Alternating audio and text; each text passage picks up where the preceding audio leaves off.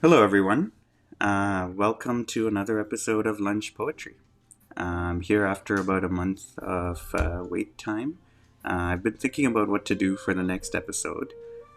We've done a few episodes of English poetry so far, but I've been really wanting to get back into Hindi poetry and studying Hindi.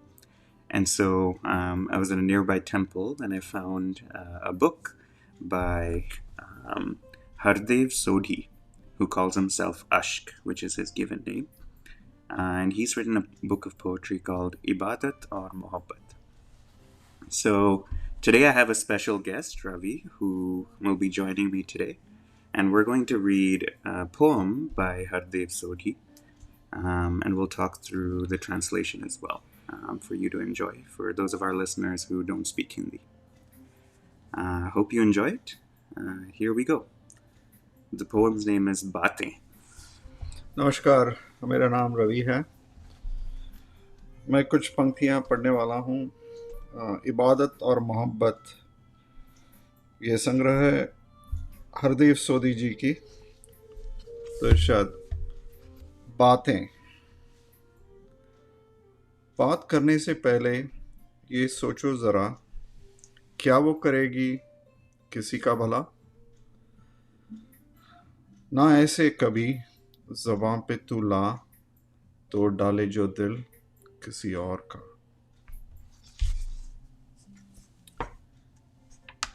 Be careful what you say.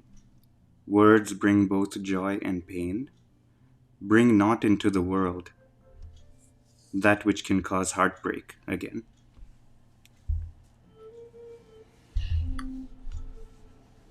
ज़बान नश्तर भी है ये मीठी खजूर।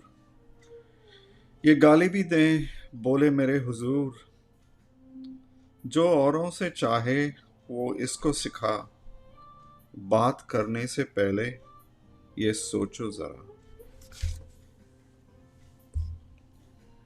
Though they may be sweet as raisins or sour to the taste, show respect in your words. Be careful what you say.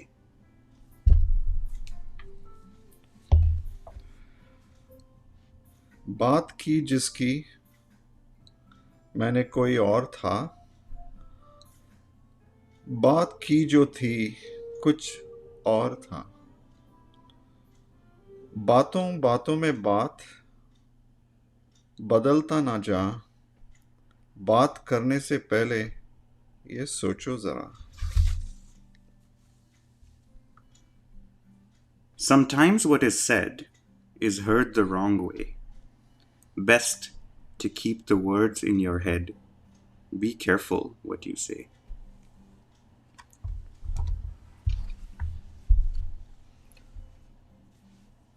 बात को कहना हो तो ज़ब्त चाहिए, बात को सुनना हो तो वक्त चाहिए।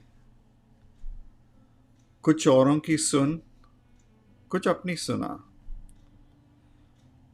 बात करने से पहले ये सोचो ज़रा। Captivate your listeners. Hear what your speakers say.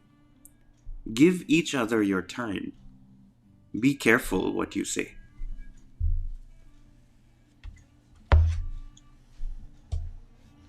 लोग बदले कभी ना बदल पाएंगे, ये खंजर ज़बां के हर तरफ से आएंगे।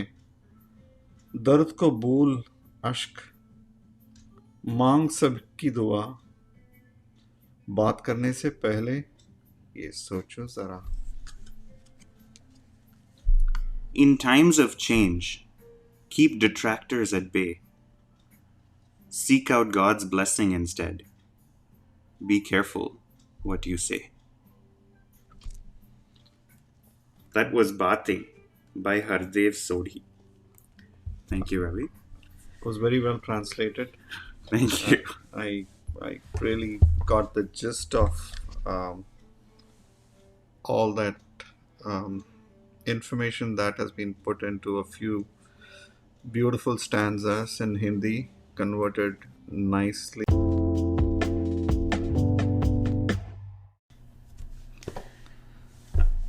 thank you for joining me today in reading this poem.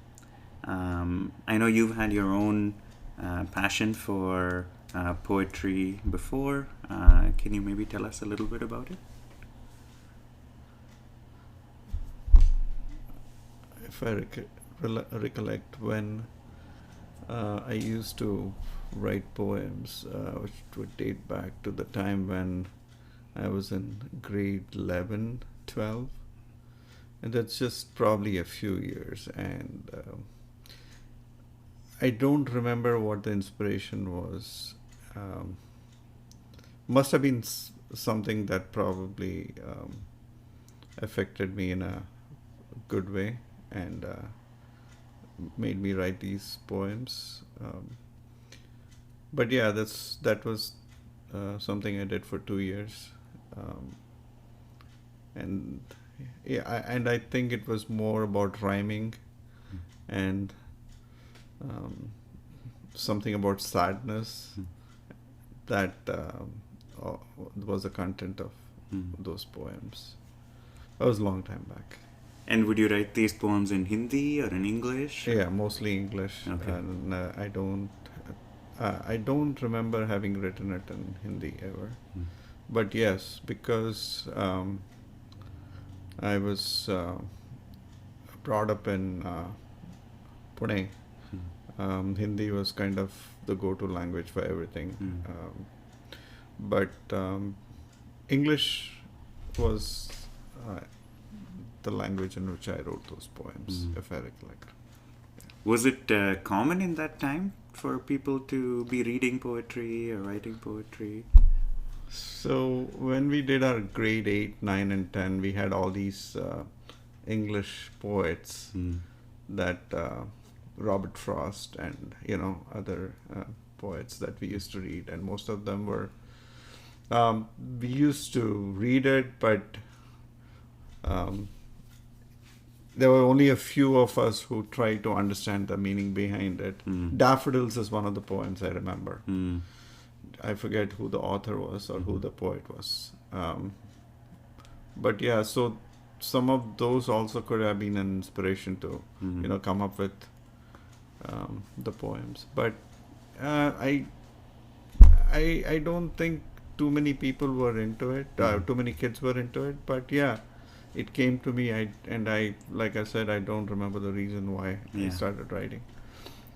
It was not like a lost love or anything, but it just came out. Must be a reason. Yeah. I don't recall what it was. Yeah, feeling something or thinking about some subject. Absolutely.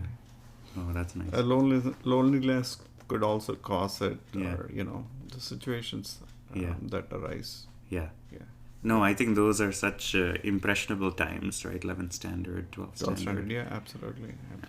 Yeah. You're trying to mold your life, and Yeah. you don't know where you're going, and Yeah. you see all these things happening around you. Yeah.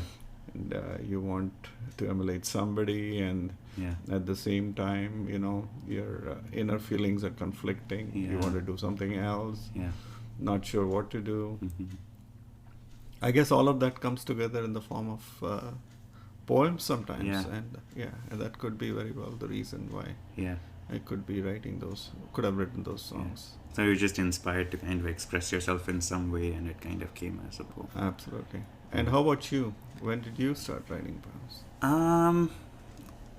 I think the first time I started writing poetry was for a school assignment. You know how like in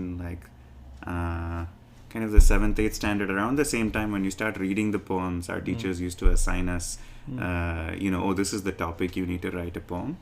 So I think I started writing then, but that was mostly for the assignment. It wasn't because I felt it or I wanted to kind of express something. I would say maybe around the same time, 11th, 12th standard, that's when I was also inspired to write. For me, I remember the transition clearly because that was when I left boarding school and came back to Bangalore. And so for me, I was very upset at the time because I was leaving all my friends behind in boarding school and I was forced to come back home to do 11th and 12th in a school that I didn't know anybody, and I felt very alone. So that's when I started really feeling like I want to write about how I'm feeling and what's happening. So very, I think, similar time frame for me to where I was starting to, I think about my life and think about my feelings and try to start to express it. Um, yeah, it's nice to hear that, you were kind of thinking about the rhyming poetry and you mentioned that, because I think rhyming poetry is almost tougher to write than the non-rhyming poetry, because you have to find the right words to express while also making it rhyme. Uh, yeah, that's true. At that period of time, we were reading quite a lot. I was reading quite a lot of books, Yeah. and some of them were by um, Agatha Christie and Mm. Enid Blyton, and there were other authors too. And then so they had words that stuck in your mind. So those Mm. words used to come out in various forms in Yeah. poetry. And at that time, Bollywood musicians too, I seem to remember, you've mentioned a few that you really liked who made music. But and that time Bollywood music was very poetic, right? It was That's very, true. yeah. Yeah, that's true. And there was magical, Yeah. music by a lot of great music directors. Yeah. Shankar Jaikishan, Lakshmikant Pyarelal, Yeah. R.D. Burman. They have given really good songs, and they have given us bad songs too. Yeah. But yeah, you just take the good out of that. Yeah. Yeah, so there have been inspirations from that too. Yeah. Uh, because I think for almost, um, I would say most Indians, Bollywood music or Collywood music, Tollywood music has been an inspiration, or has been something which has always been there while different stages of life, while you're studying, while you're having fun, party, all those things. So yeah, it has been influential too. Mm-hmm. Yeah. Have you compiled all your songs from your grade 7, 8, Oh. put it together? No, but that's a great idea. It's been a long time since I've even looked at a lot of that. Okay. Yeah, but I would love to. I have some of my poetry on my website. Not everything. I think some of it must have been lost in notebooks that I, didn't keep properly and all of that. Do you happen to have anything? I have lost almost every Oh, song no. and Okay. every poem that I've written. Oh, no. Yeah. Okay. I was not very good at holding on to stuff, and not anymore. For the last 25 years, I've been pretty good, but Yeah. my school days, not so good. Yeah. I So- mean, you moved entire countries, so you can Yeah, only but expect. that not being an excuse, I could have done better. But that's something, I'll learn. Yeah. And Yeah. now I don't do that, but earlier I did not hold on to it because we don't value. We don't I shouldn't say we don't value, but we have to know the importance of things that we do Yeah. at that moment, because otherwise you'll never be able to preserve it for the future. Yeah. If you don't recognize it, then That's you won't correct. be able Yeah, to kind of yeah, retrieve it.